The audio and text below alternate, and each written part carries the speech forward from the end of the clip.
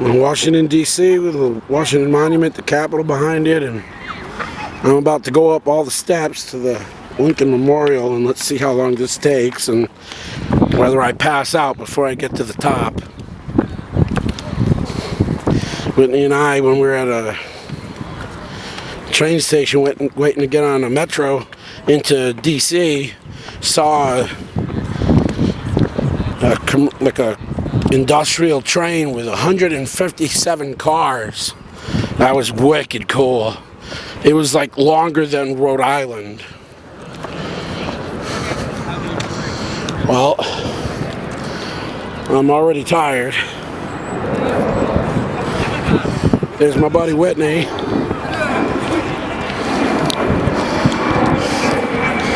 That looks like it'd be a good help.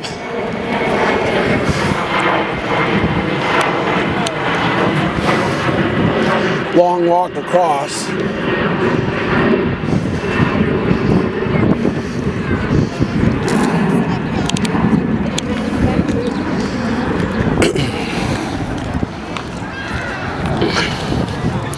More stairs. I'm not trying to, compete for best time or something, so.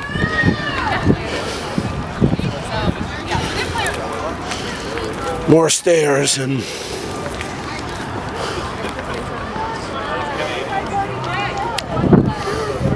trolleys over there.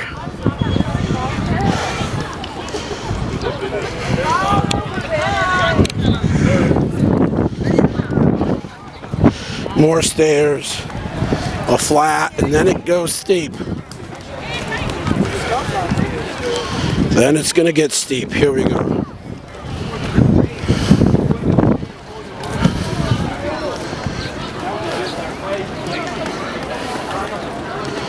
Steep here. 1, 2, 3, 4,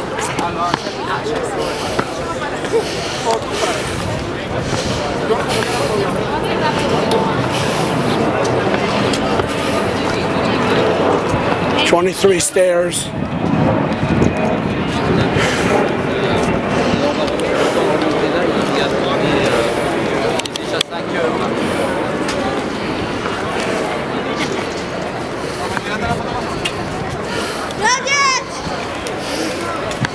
Here we go to finish.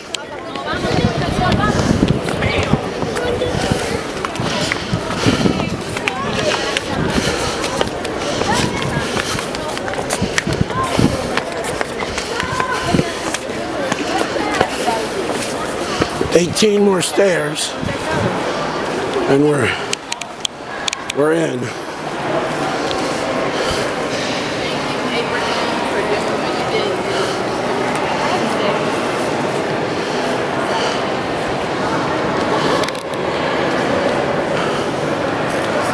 There's Mr. Lincoln,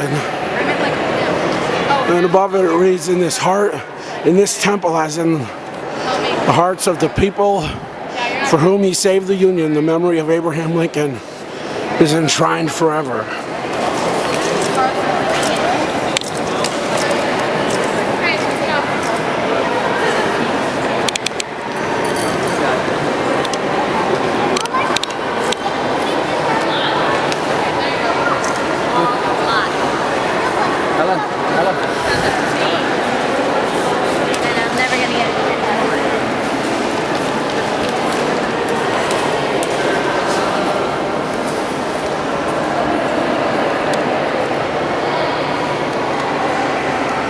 And here we have his speech. Some say that he had to include slavery, the abolishment of slavery, in order to make the war seem okay. And that states were created before and during the Civil War to become part of the North to help fight the South.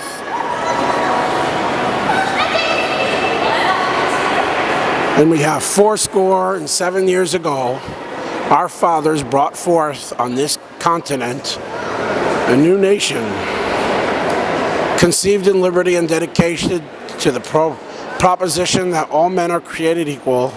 Now we are engaged in a great civil war, testing whether that nation or any nation so conceived and so dedicated, can long endure. We are met on a great battlefield of that war. We have come to dedicate a portion of that field as a final resting place for those who here gave their lives that that nation might live. It is altogether fitting and proper that we should do this. But in a larger sense, we cannot dedicate, we cannot consecrate, we cannot hallow this ground.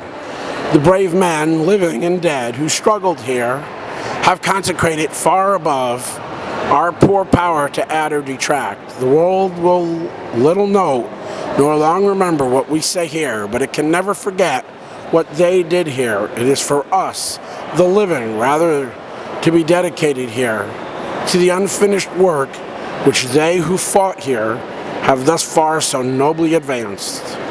It is rather for us to be here dedicated to the great task remaining before us, that from these honored dead we take increased devotion to that cause for which they gave the last full measure of devotion, that we are highly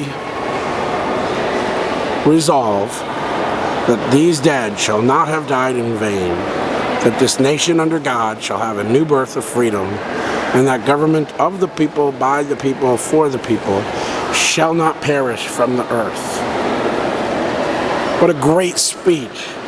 Of course, in 2015, many would